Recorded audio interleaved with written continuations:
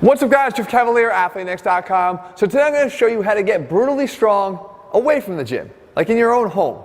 You see, because whether or not you're training home right now because of current circumstances, or whether you choose to train at home, the beauty is if you do plan on going back to the gym and you want to resume lifting big again, what you do right here after watching this video is going to set the stage for all new levels of strength and all new gains because you're focusing on the things you might not be focused on right now. I'm going to cover some of those smaller things that pay big dividends in the long run. With that being said, guys, let's dive in.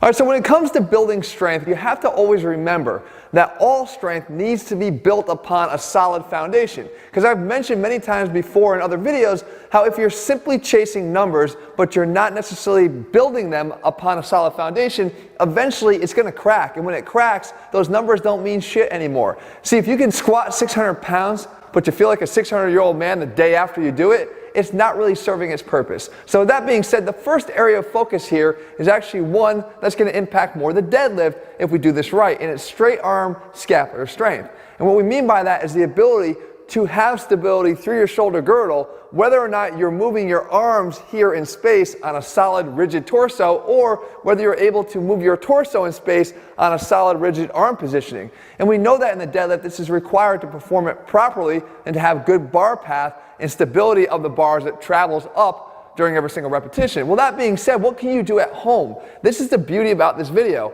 You can do these things without equipment. You can do these separate from your regular gym time, because if you don't do these things often enough, you're not going to get the volume that you need to actually make a long-standing corrective impact here. So with straight arm scapular strength, the first thing I want you to do, if you have access to a band, is to simply do this. Hang it over a pull-up bar and do this straight arm push down. And again, this is just simply working on building the strength in through the shoulder girdle as you move your arms through space, trying not to buckle at the elbow or let the triceps take over. But we can take it a step further here. This is a more complicated bodyweight exercise. It's a front lever raise, and because it is more difficult, you can just simply utilize the band to assist you and take away some of that weight to allow you to do this. And all I'm doing is exerting the force through my arms down into the bar to allow my body to raise up. This is not simply trying to lift up with my abs. This is trying to move my body by pushing down through those straight arms, which again is what translates over to the deadlift, where you need to have the same ability to stay tight as you lift the bar off the ground. And then finally, if you don't even have any equipment at all, if you don't have a pull-up bar and no band, it doesn't mean you're out of options here. You can do this. This is a sliding bodyweight pull down. The principle is the same. Can you move your body through space once again with that rigid arm setup here, not sacrificing the stability? Doesn't matter which one you pick, guys. Just make sure that you do pick one and you start to work on this, because again, this is a golden opportunity for you to build that necessary strength that's going to translate back over to the bigger lifts whenever it is that you get back to the gym.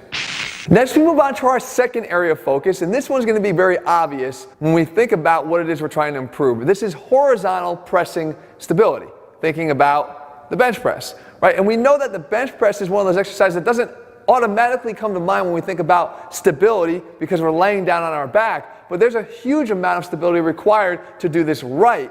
And if we do it right, guys, that means that we're going to get contributions from the shoulders at the bottom of the bench press. You see, we need stability there because the bar actually does travel in space. It doesn't go straight up and down. The natural arc of the bar is to be able to come a little bit lower on the chest line during the descent and go back up more towards the head on the travel back up to the top. So if we can reinforce that and work on stability through the delts, that would be something we would want to work on. So how do we do it? Well, we can simply do this push-up saw variation. And what it does is when I come up from the top of the push-up and I actively move my body forward, basically simulating that the bar is going to be traveling closer down to the lower pec line because the hands in this case are, you can see that the front delts fire up there. They're needed to control that forward momentum. Right? If I were to exaggerate that and let my hands drift all the way down here, my front delts will be trying to stabilize and keep the bar a little bit more in its proper path, so they have to fire and stay engaged in order to provide that stability. So we can mimic that in a bodyweight scenario here that's going to help us to train that when we go back to the bar. The second thing is I can actually just change the positioning of my hands here, rotating them back about 45 degrees to get that long head of the triceps more engaged by bringing my arm both closer to my torso and back into extension, to have this translate a little bit better over to the close grip bench press. But then the last thing I could do is work on something else, like the other side of my body. And that's where we know we need that stability of the shoulder girdle back and down during any bench press to do it in a safe way. So the back widow is an exercise here that comes in really handy. You could do these either for repetitions or you could do them in a static hold. The fact is it gives you a chance here without any equipment at all to work on the key ingredients that are going to be necessary when you get back under that bar. So while we're on the topic of the big three, we might as well round them out and talk about the squat. And what is it about the squat that oftentimes cuts the legs out from somebody while they're trying to do it? It's the inability to maintain proper positioning of the upper body actually, and to maintain proper thoracic extension. And I don't care whether you're doing a high bar squat or a low bar squat, you still need to be able to have good thoracic extension to maintain the proper bar path that we mentioned for the deadlift on the squat too. If you want to do a front squat, it becomes even more imperative because once that load gets out in front of you, any additional thoracic rounding because you're lacking mobility is going to be disaster for what it is you're trying to accomplish. So how do we do this? Once again, we break out that minimal equipment. And the first thing we can do is wrap it up around the top of the pull-up bar again and just do this. This is just a banded walk back. And the idea is by putting our arms up overhead, it becomes a little bit easier for us to get into a thoracic extension position. Okay, so we get up there and we maintain that and we engage the muscles that are responsible for holding that. And as we walk back, the tendency is going to be for the bands to want to pull your arms forward and take you out of that good thoracic extension. Being able to maintain that nice rigid upright torso is what's being worked here, and that's what you want to try to do. But ultimately, we're talking about squatting. We want to be able to carry this over to the squat better. So all we have to do is when we get back in that position, stay there, and now do your squat. So you're doing an overhead squat. And we know how challenging it can be to keep your arms from falling forward because once we start to round the spine, as we go down into the bottom of the squat, it becomes really challenging for people that are limited in thoracic extension to maintain it. So this is where you're trying to reinforce that. And finally, let's say you don't have any equipment. I like to do this. This is just a simple wall slide. And all I'm trying to do here is slowly try to work my hands up higher and higher and higher on the wall as my mobility allows me to. This engages the muscles of the posterior chain and gets the rotator cuff involved to keep the arms externally rotated and back up against the wall. And I slowly try to continue to reach up, up, up. Never allowed to sacrifice that thoracic mobility because as you see here, as I do, I start to pull my body away from the wall and round my upper back away from the wall. That's not allowed here. You just simply take what your body will allow you and work on it over time. And this in particular is something you can do multiple times a day, multiple times a week to continue to improve this.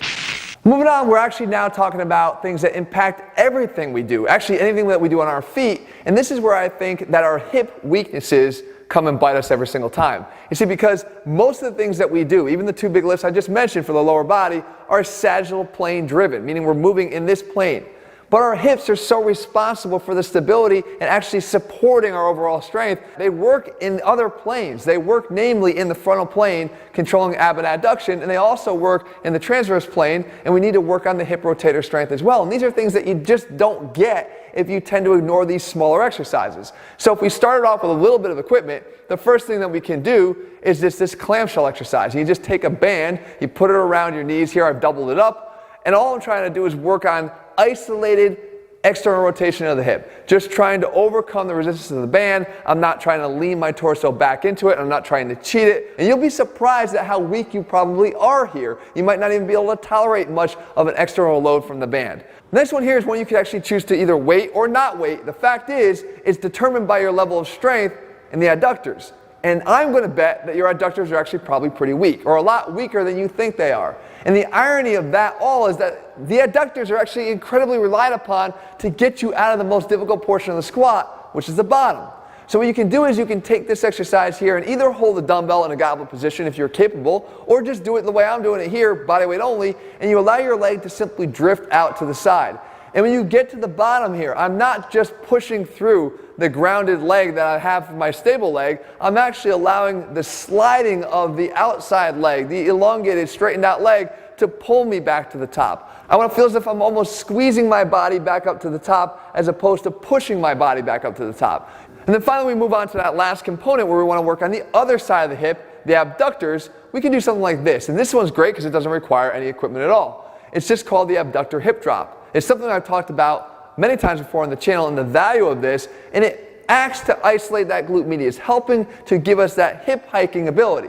I simply stand on that outside leg and I try to allow myself to just get comfortable, relax, let the hip drop. But now, in order to overcome that, I have to squeeze in this frontal plane. Again, no more of the sagittal plane stuff, the frontal plane, to be able to get my hip back up to the top. It's relative abduction because my foot is still in contact with the ground, but it's still targeting the same muscles that tend to get weak and derail our overall performance in the gym, and it's so simple to address, we just have to remember to do it. Here, with no excuses and no equipment requirements, you're going to be able to do that. Then finally here, we've talked about how all these things transition over to those bigger lifts, but the one thing that we've left out is how do we improve that vertical pressing stability, right? To get back to doing the overhead press in bigger numbers than you are right now and making sure that you're staying safe at the same time, because anytime you lift your arms up over your head, the tendency is to set the stage for dysfunction because we don't pay enough attention to what we're doing to prepare the shoulders to do that, especially with heavy weight. So here's a great opportunity to do it. We know that when we put our arms up overhead, the scapula itself has to be able to rotate in space. And to do that well, we need to have good active engagement of the lower traps.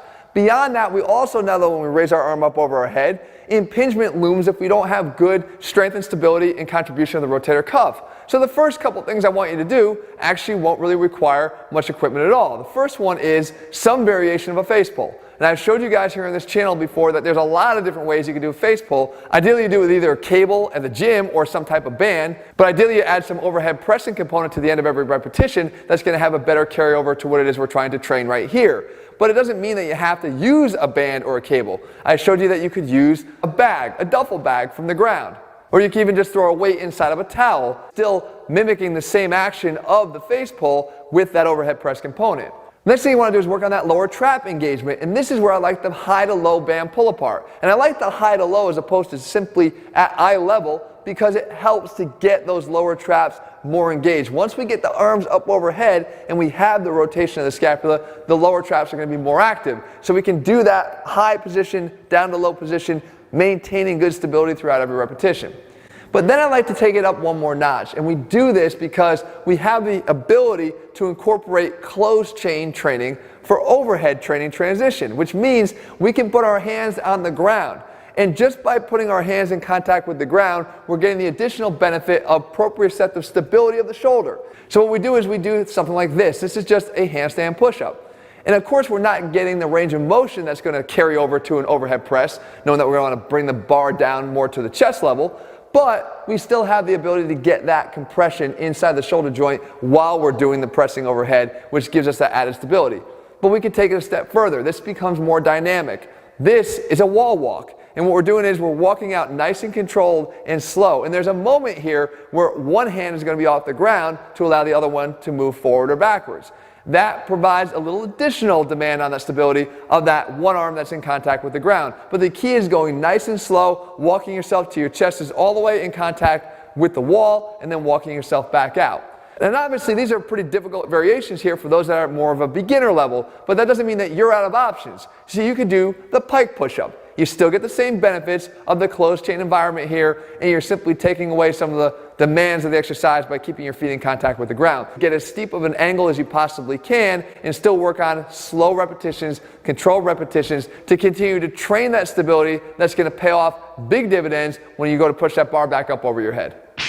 Let's face it, guys, strength is the base of the pyramid. Whether you're trying to get better at a sport or whether you're trying to get better at lifting, the fact is there's more to the strength pyramid than just the pyramid. You see, it's more of an iceberg, and that's what we're trying to get at here. Beneath the surface is where stability resides, because if you don't have that stability, as that top end strength continues to build, lacking stability, you're asking for either an injury or you're never going to realize your true strength potential. And that's why you need to start focusing on the things that build that stability, even if they seem boring, even if they seem small, even if they seem unimportant. And guess what? When you know you can do them at home, it gives you an opportunity to get this work in, either separate from your gym session or when you're forced to be away from the gym, there's no excuses. Guys, if you're looking for a program that never overlooks any of these things because we know how important they are, you can find them over at ATHLEAN-X, built into all of our ATHLEAN-X programs. In the meantime, if you found the video helpful, leave your comments and thumbs up below. Let me know what you want to cover. I'll do my best to do that for you. And if you haven't already done so, guys, make sure you click subscribe and turn your notifications so you never miss a new video when we're putting out. All right, guys, see you soon.